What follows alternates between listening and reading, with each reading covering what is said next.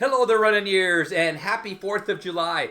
I saw on social media a lot of you guys are out doing runs today. Congratulations. I saw a lot of you guys are doing Peachtree out in Georgia. Congratulations, guys. Stay safe.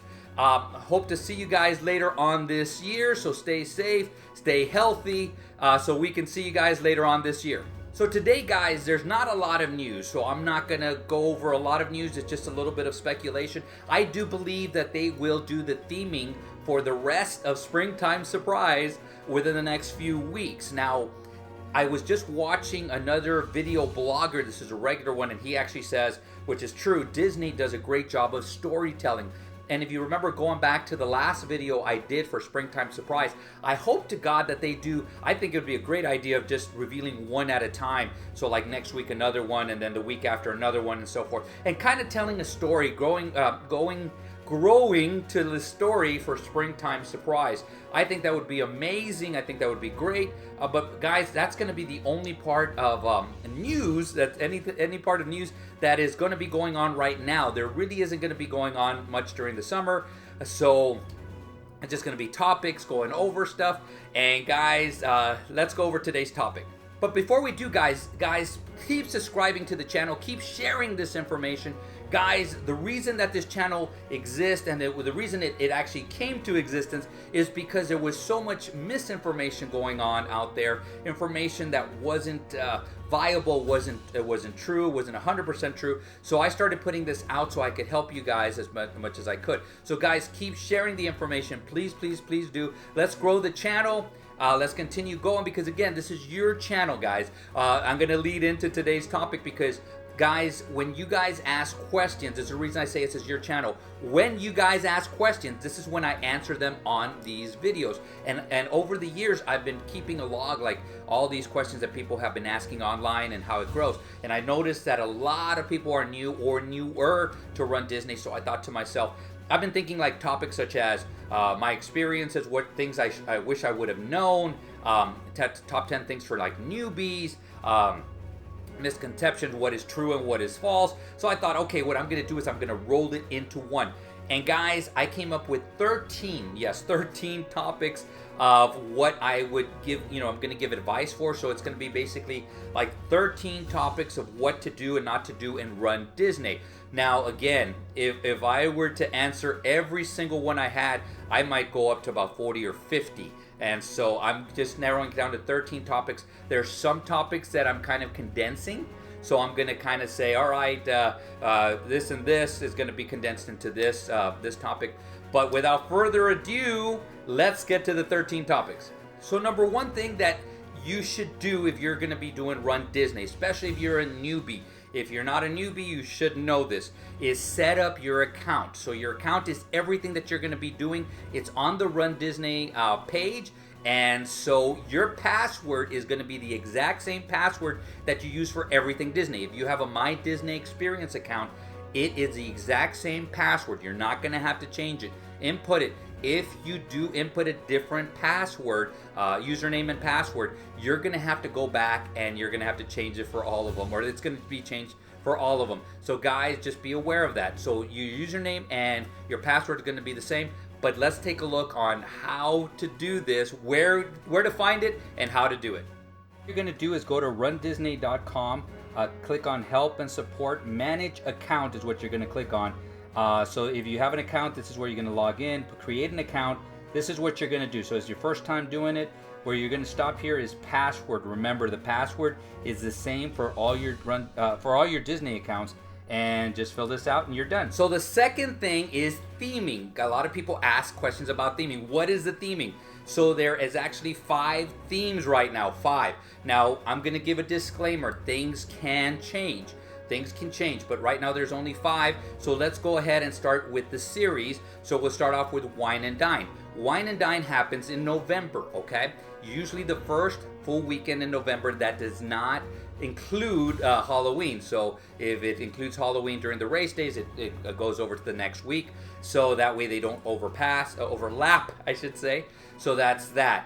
And what is the theming? The theming could be anything between food. It's been villains before. There's just a lot of different things. They've had Pixar stuff. So guys, it changes from year to year. The second one is going to be Marathon Weekend. This is a little one. This is one that's a more consistent. So it's always going to be Mickey for the marathon. It's going to be Goofy for the challenge, Dopey for the big challenge. So Donald for the half. Lately it's been Chippendale for the 10K and Pluto for the 5K. But for a while there was also Oswald the Rabbit. But they're consistent, more or less. They keep the consistency of the characters for the run. What they do is they change the way that the characters look, the setup. It might be an older Mickey, it might be a newer Mickey, so that kind of stuff. But that is going to be Marathon Weekend. So now they just reintroduced the Disneyland Half Marathon Weekend. So that one, again, the theming was a little bit different because for a while there they had the Dumbo Double there, which they're going back to, and now they're going back to Mickey for the medal. So I think that they're correlating it right now with the Marathon Weekend being one weekend, and the following weekend is going to be Disneyland. So I think they're trying to match it up for a bit. But again, this is another one that can change. Next year they might change it to something else. But as of now, that's what it is. So now we jump over to February. So usually about the third weekend in February, we usually have the Princess. Now the Princess is normally had been anything that was anyone who was a Disney princess or an honorary Disney princess. But this year they added Queen. So now that opens up. So now they might be able to use Tinkerbell. They might be able to use other characters that are not princesses. I still think they're going to try to keep it as princesses, but that is the theming. So it's going to be consistent that it's going to be princess, it's going to be female based. And so that is princess. And again, usually about the third weekend in February. Now jump ahead to April. And this one has been a little bit inconsistent. Sometimes it's been earlier in the month, sometimes it's been later in the month, but that is what's now known as a springtime surprise. And they have started something new. Now, let me go back a little bit and say it used to be Star Wars, and then they changed it to springtime surprise. And I believe they did this because it's easier to change the theming from year to year. So the first year was the retired runs. So we did retired runs, which was really, really cool. But they decided to keep the mileage, which was a 5K, 10K, and 10 miler versus a 5K, 10K, and half.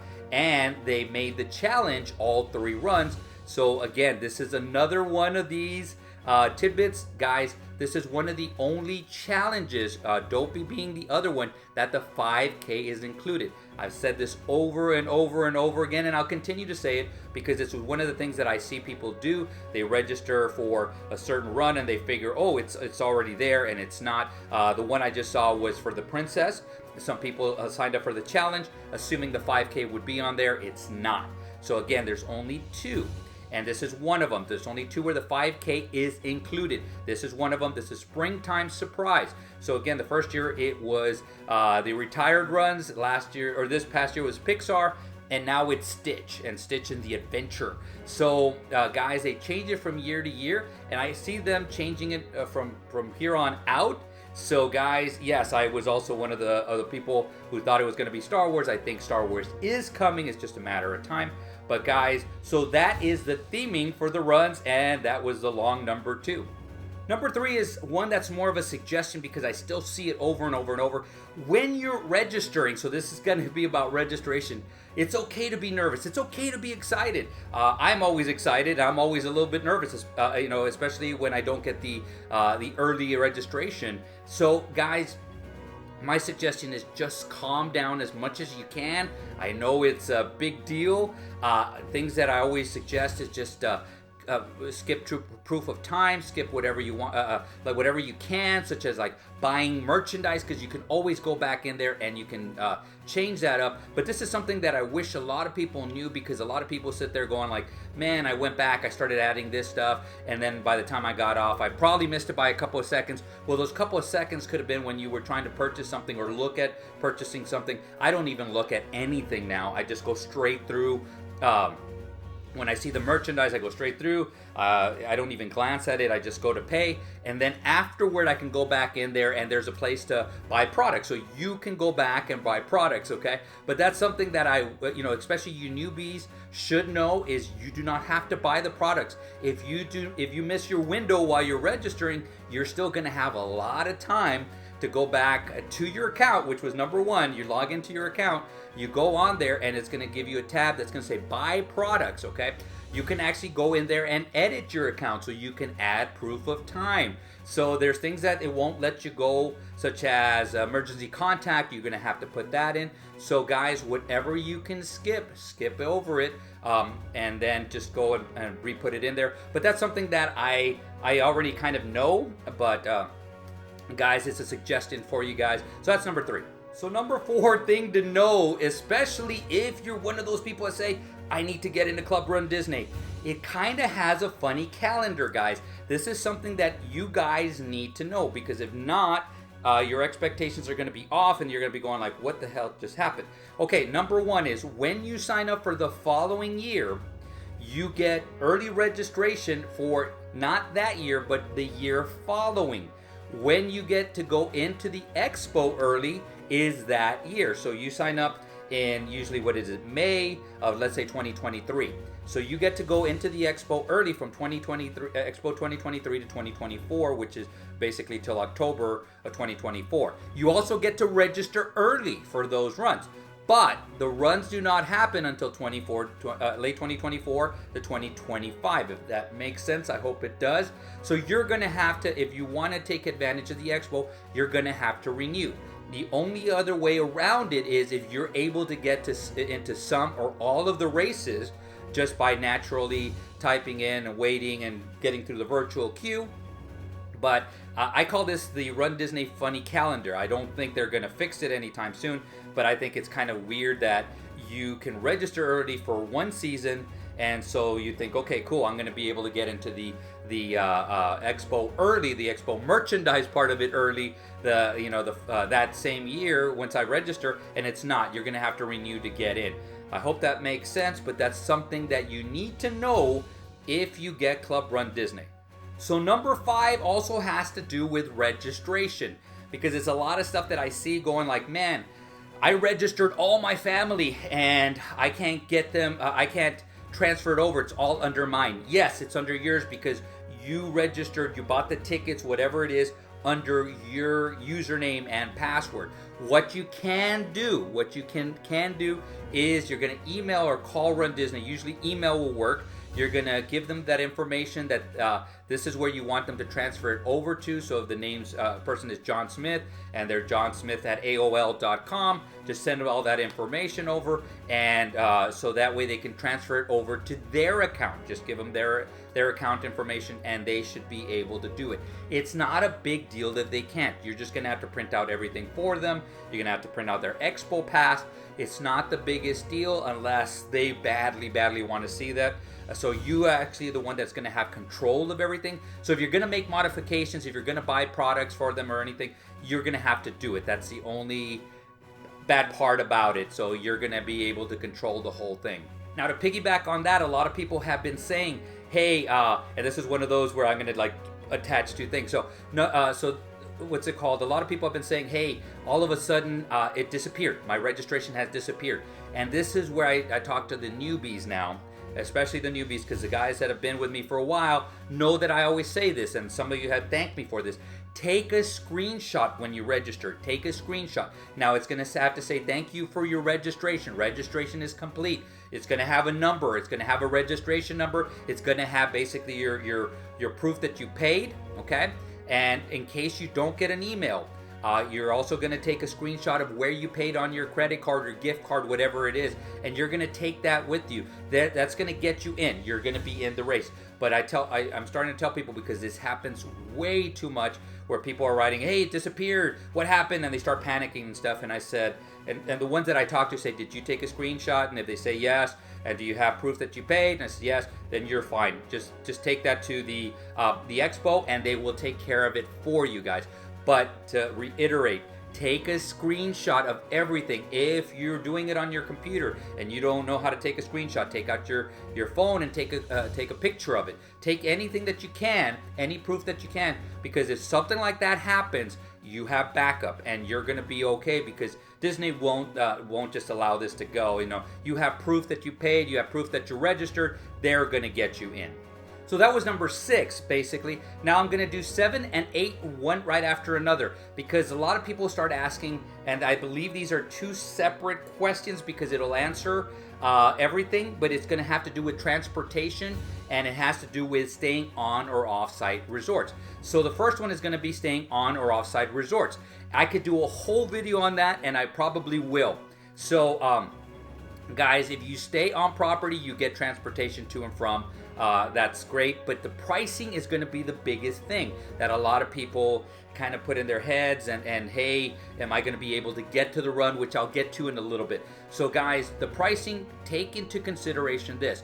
If you're staying on property, you don't have any resort fees. Right now, there's no parking fees anymore. So if you bring your own vehicle, you can have that. So let's say you can get into an all-star resort for $130 a night. Let's just say, for argument's sake, $130. But you can get somewhere off-site for $90. And a lot of people say, well, it's cheaper, okay. But they do have a daily $25 charge for a resort fee, because they do transfer you to and from the parks. This is during park hours, not before the run. Then you also might have a parking fee. It might be $20 a night. So now that adds up to $45. So now you're going to $135.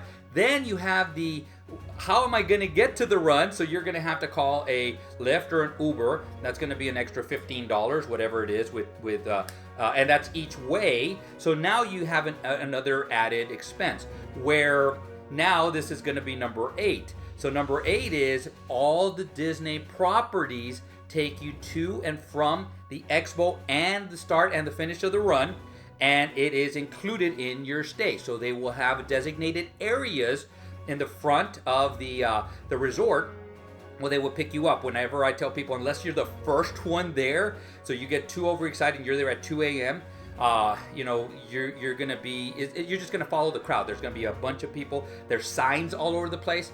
The biggest thing that I've seen before is that somebody actually messaged me because they said, hey, I'm staying at, and it was funny because they were staying at the same resort I was staying at. They were staying at All Star Music, and they said, I just talked to somebody, and they said they're not gonna have, it was a cast member who told this person they were not gonna have any kind of transportation there. And I was standing in front of, when they messaged me, in front of a sign that says transportation is this way. And so I took a picture and sent it to her, and I said, you're fine. That cast member probably just didn't understand what was going on, but you are fine. So guys, that's what I'm gonna say about transportation. The only other thing is that now it's starting to die down. We had incidents a little over a year ago. It was during Princess of 2022, where the transportation system, because they had just hired a new group of bus drivers and stuff, it got bad. It really was bad. I was involved in that. I could see that people were going to the wrong places. Now, they were also dropping people off at a certain place, and then another bus was taking them to a certain place. So it was just a mess. It was just a mess.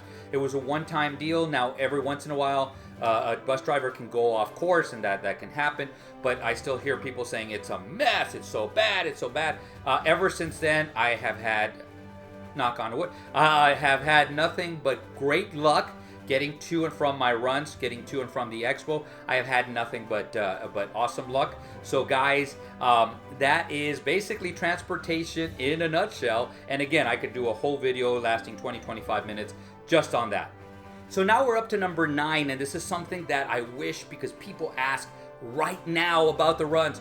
When are we going to get course maps? When are we going to get the merchandise information? When are we going to get our expo passes and so forth? Okay, guys, I'm going to say this once, so guys, just remember this, okay? We get everything about 2-3 weeks before the actual run. That's when they start releasing everything. So it's going to be a little bit hectic this year, especially with Disney World Marathon and Disneyland being back to back, especially when you're doing both. So you're going to be getting a few more updates a little bit quicker. But guys, 2 or 3 weeks before, so guys, when you hear, oh man, there's this old course map and stuff, you know, it's a good thing to, if you really badly want to look at it, take a look at it, and it may be similar and it may be the same, you know. But guys, we won't know what the courses are until 2 or 3 weeks before. So when people ask, what's the course? Is there any hills? I always tell people, in doubt, and we'll get Coach Nick involved in this one later on. if in doubt, train for hills. And there's not huge hills over there. I mean, there are hills when you run up the ramps, but it's not huge. It's not to where, man, you're going to have to worry about it. I just usually, especially when they're later on in the run, I just usually power walk them. And that's something that you guys can practice. And I would practice it now. But guys, when you guys start asking, and now, hey, when are they going to release this? Now you know the answer. If 2 weeks before the run you have not received anything, you have not seen any course maps, you have not seen any kind of merchandise, then go ahead and start asking. But merchandise might even be closer to 1 week before. So guys, you can start looking, and so that way you can start planning on, hey, is it going to be worth it to get into the virtual queue for the expo, so forth and so on. But guys, so that's one thing that I know, and it's a good thing for you guys, especially if you're newbies, to know. So that kind of segue me to number 10, which is the virtual queue for the merchandise part of the expo. So to pick up your bib, you are going to need an expo pass, and that they send you about 4 or 5 days before the run. Actually, it might even be 2 or 3 days before the run, so you'll get that. It's going to be real easy. You can take a screenshot. So each individual that is running will have an expo pass, and it'll give you your bib number. So your bib number will correlate to what corral you're in. So that's another question. If you ask, what corral am I in? We're not going to know until you get there, and you're going to have it on your bib. It'll give you your corral number. So, but the virtual queue, you will need to get into the merchandise part of the expo on day 1. After that, it doesn't matter. So what you're going to do, and it's going to give you instructions.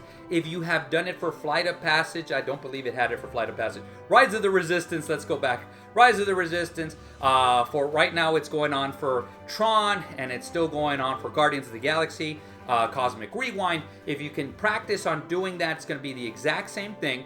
So I believe that the expo starts at 10.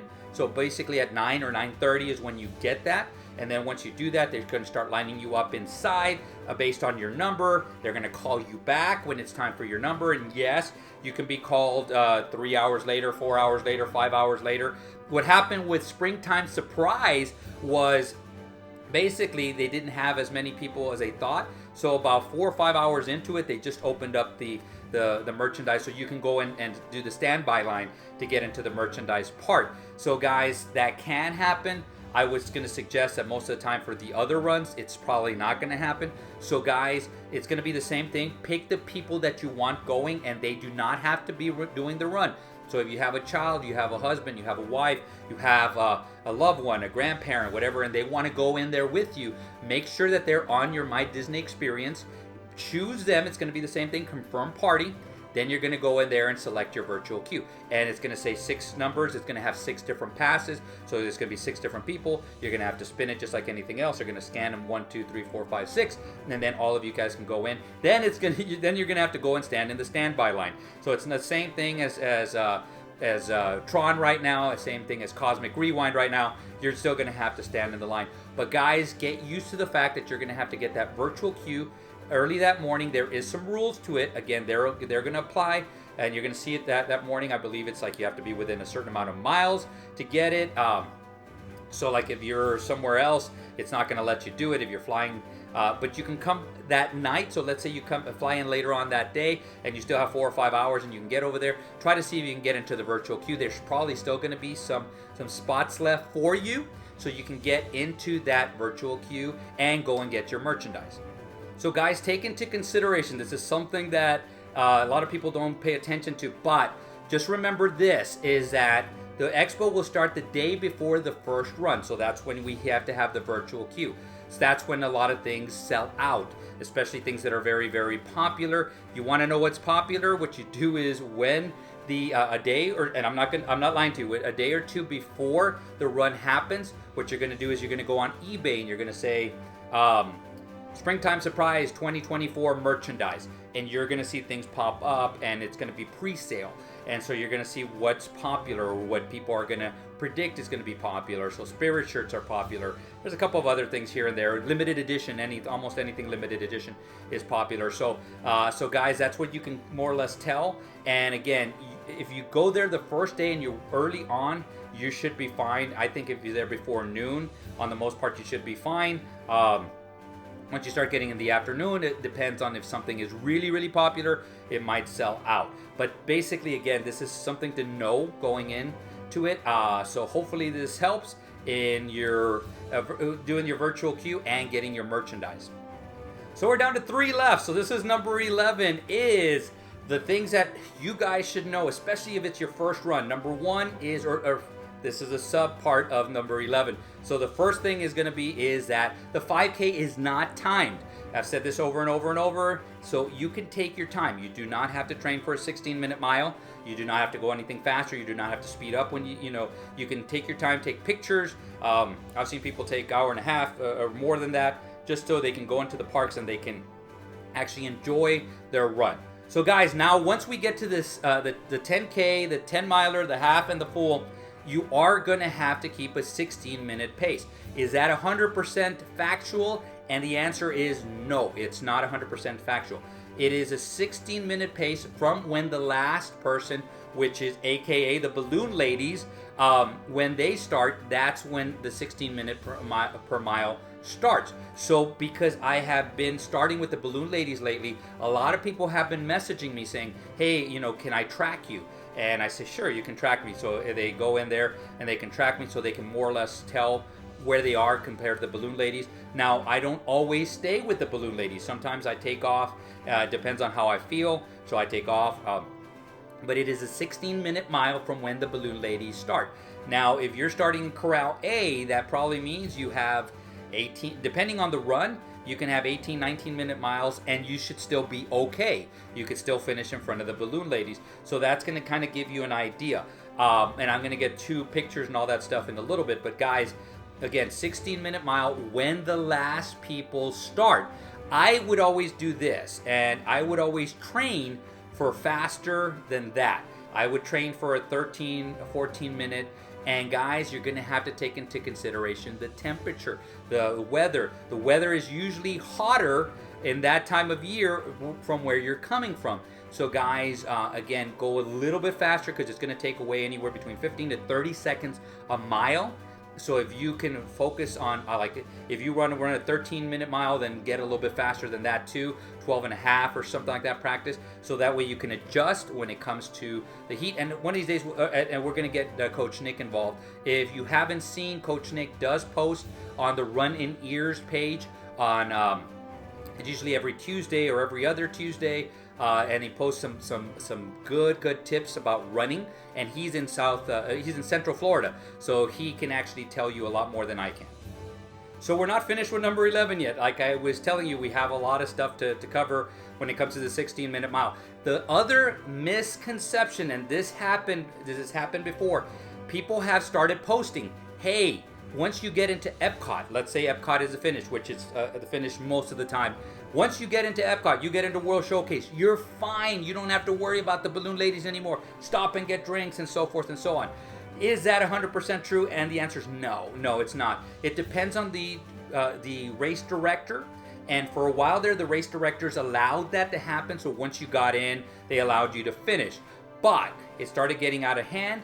And so what I did see was last Wine and Dine, I saw a lady complain because she had read online that once you got into World Showcase, you could do whatever you wanted to. You were no longer going to be swept. So she went on a ride that had like a 30-minute wait, and the balloon ladies were about 15 minutes behind her. She didn't care. She said, oh, I read online. All these people said, just do what, just you're fine, whatever. When she got out, she was swept. She was gone. They didn't allow her to finish. So that infuriated her. But again, she got her information online through social media, through people that were saying, this was my experience. So guys, when I ran with the balloon ladies, and guys, I welcome you to watch that video. It was during the Princess 2023 10K. I ran with the balloon ladies. You were not safe until you crossed the finish line. As a matter of fact, 100 yards, yes, 100 yards before, there was a character there, and they were telling people, if you're going to stop and take pictures with that character, get on one of the golf carts because we're going to take you in on the backside. You're not going to finish because the balloon ladies were right there. So guys, stop listening to what people are saying and be safe, okay? That's why I said train a little bit faster that you anticipate. especially if you want to take pictures with the characters. And again, the 16-minute pace is true. It's when the last people start, which is the balloon ladies. And again, you're only safe when you cross the finish line, guys. So remember, crossing the finish line, safe. Woo, this is going on for a while, so this is probably one of the longest videos I've made. So for number 12, so we're almost there at the finish line, right? We're almost there at the finish line. Number 12, if you finish, you are not inside the parks. I've been seeing a lot more people ask, so when I finish, can I just stay in the parks? The answer is we don't finish in the parks. We finish outside of the parks, and it does not include your ticket. Now, what if you have a ticket and as of now, you have a park reservation? Yes, you can go into the front of the park and you can enter if the park is open. You can enter, but you're going to have to go through the normal way of entering the park. But a lot of people are now, and I think it's a huge misconception, because I've been reading that a lot of people are saying, can I just, once I finish, stay in the park because we finish in the park? We never have finished in the park. The only time I remember finishing in the park was the nighttime, when we used to run at nighttime for the wine and dine. I still remember running into the party, and then we would stay in there. But by the time we got there, it was only an hour or two left, and that was it. But then, of course, we got kicked out afterward. But so we do not finish in the park. So guys, start thinking to yourself, getting it out of your mind, that you're going to finish in the park and you're going to be able to stay there and just get on rides and stuff. That really is not anything that we do. So guys, if you see people posting online saying, yeah, I'm going to stay in the park because if we finish, let them do what they want to, but understand that we do not finish in the park. You can go in, but again, it's going to be the conventional way of getting in once we finish, and usually it's outside of Epcot. You can walk, and I've done it before, you walk through the front of Epcot. You're going to have your magic band, your ticket, whatever it is, and your reservation right as of now, and you're going to be able to get it. So the last one, we're finally there. We're finally there at the finish line. The last things that I really, really urge you guys to know, to learn, things that I really want to let you guys know, and things that I guess I'm immune to this because I've done this for so long, so I'm the one doing these videos and stuff, is going online, especially the social media, for your for sures. This is going to happen, so you're going to go there. So people ask, and remember this, and God bless people, I'm not going to say that they're malicious, they're meaning to be bad or anything like that. It might be their experience. So for example, somebody might have said, hey, yeah, as soon as you get into Epcot, you're fine. Because that might have happened to them in the past when a race director wasn't enforcing that rule. The rule is that you got to finish with at least a 60-minute per mile pace. So they might have not they might have not enforced it, so then it didn't happen to them. So they post on there going like, oh yeah, I was able to do it, and I was a lot slower, and I was behind the balloon ladies, and whatever it is. But now what they enforce it is bad. So all of a sudden the people get mad and stuff. So this is what I suggest.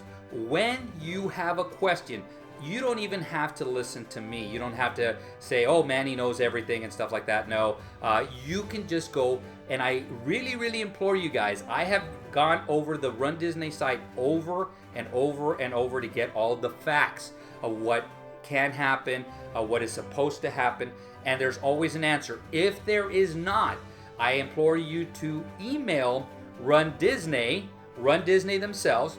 Now, yes, they will take a while to answer your question, and sometimes it might be a little bit vague. If you call them, you're probably going to be on hold for a while. But guys, ask them directly, okay?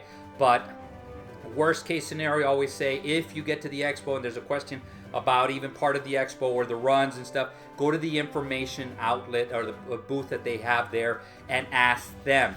So I always implore to people, stop asking a lot of these questions online, especially when you get 10 different answers. That would be a telltale sign that you're going to have to go somewhere else to get that information. Guys, another one, and it's going to be part of this one, is when people ask about medical advice online. I actually ran, I believe it was during marathon weekend, and I ran and I was able to be on one of the shuttles with a MD, a doctor.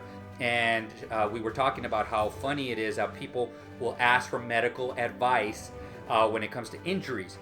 This is my this is my tidbits about it is, again, I'm actually a certified running coach. I actually have taken some PT classes, so I know a little bit And so I'm able to look at my stuff and say this is what it is and stuff. But I'm not a physical therapist. I'm not a doctor. Sharp pains, go see a doctor. That is not a good sign. And if you get, somebody telling you, oh, I did this, this, and this, I really don't think that's a really good advice. You're going to have to go see a doctor, because that means there's something deeper that's not good. And if you continue going, even if you take certain painkillers and stuff and it doesn't bother you, still can do some damage, guys. So guys, I implore you, go to the website, go to runDisney.com to get all your information about the runs. That should supersede anything that we say, even me.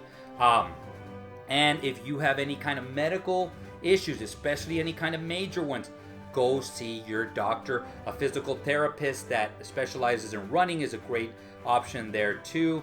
But any sane person is not going to tell you what to do, especially when it's a sharp pain and your lower back is just killing you and stuff like that. We don't have access to x-rays, MRIs, that kind of stuff, and your doctor can do. I hope that makes sense. And again, that is number 13. So guys, this is the way I spend my 4th of July, making this video. It's one of the longest I've ever made, but guys, besides the runs, but I enjoy doing these. So guys, is there any questions that I missed that you want answered? Okay guys, that's what I want to ask you down below. Is there something that you want me to expand on?